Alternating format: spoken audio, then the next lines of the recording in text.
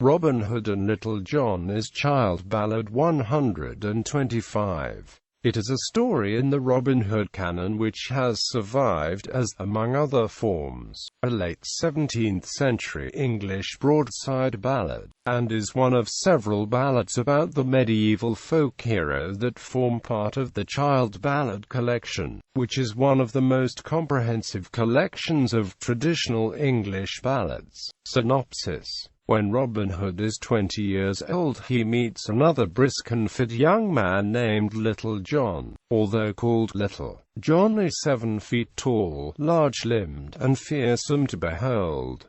This is the story of how they met. Robin is out and about with his men and leaves them on call to rove the forest on his own in search of port. In his roving, Robin meets a stranger on the bridge over a brook who won't give way. They challenge each other with the respective weapons, and the stranger remarks it's unfair that Robin has a bow and arrows while he has only a staff. So Robin agrees to take up a staff for the fight. He goes to a thicket and chooses a thick oaken staff, then runs back to the bridge where they agree to fight with the staffs until one of them falls off. They fight as viciously as if they were thrashing corn, neither willing to give in, and Robin becoming especially incensed when the stranger cracks him on the crown hard enough to draw blood. The stranger responds to Robin's ire even more powerfully and sends him into the brook, whereupon Robin agrees to call a truce. As soon as Robin is out of the brook, he blows on his horn to summon his men. The men come, and one of them, named William, astutely asks why Robin is all wet, and he says it is because he has been thrown into the brook by the stranger on the bridge. The men want to punish the stranger, but Robin holds them back, saying he can join his band and learn how to shoot a bow and arrow. The stranger agrees and reveals himself as John Little. William astutely decides to be Little John's godfather, and the men celebrate the new comrade by shooting a lot of fat doe for the meat, changing John Little's name by switching his Christian name and surname in a baptismal ceremony, and then gorging on meat and drink.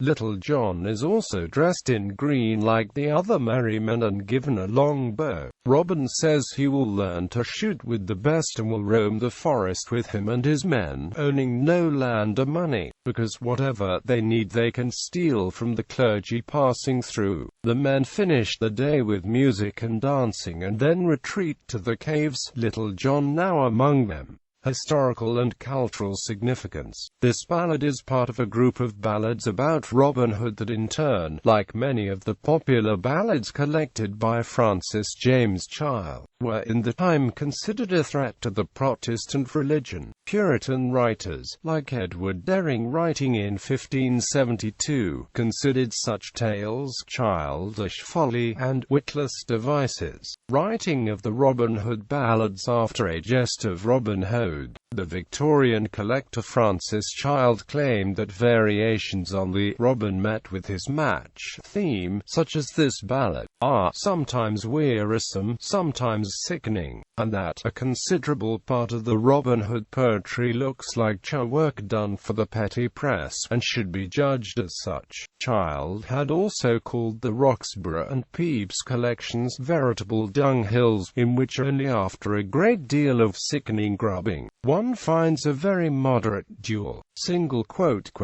However, as folklorist and ethnomusicologist Mary Ellen Brown has pointed out, Child's denigration of the later Robin Hood ballads is evidence of an ideological view he shared with many other scholars of his time who wanted to exclude cheap printed ballads such as these from the pedigree of the oral tradition and early literature. Child and others were reluctant to include such broadsides in their collections because they thought they regularized the text, rather than reflecting and or participating in tradition, which which fostered multiformity. On the other hand, the broadsides are significant in themselves as showing, as English jurist and legal scholar John Selden puts it, how the wind sits, as take a straw and throw it up in the air, you shall see by the which way the wind is, which you shall not do by casting up a stone. More solid things do not show the complexion of the times so well as ballads and libels.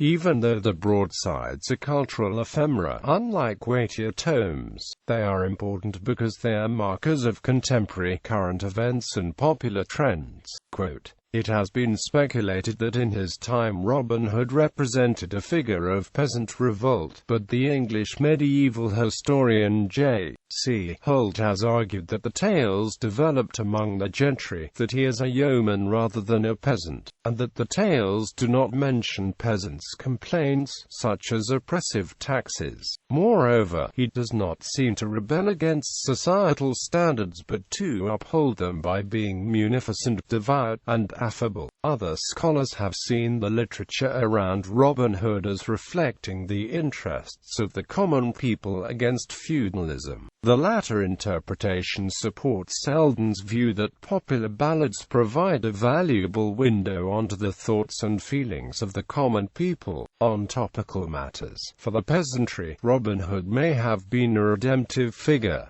Library and Archival Holdings. The English Broadside Ballad Archive at the University of California, Santa Barbara holds two 17th-century broadside ballad versions of this tale, a copy in the Roxburgh Ballad Collection at the British Library and another held in the Crawford Collection at the National Library of Scotland. Adaptations. Howard Pyle adapted many tales about Robin Hood, Little John, and other characters of the legend in his The Merry Adventures of Robin Hood. The fight between Robin Hood and Little John on the bridge is also frequently portrayed in film and television versions of the legend.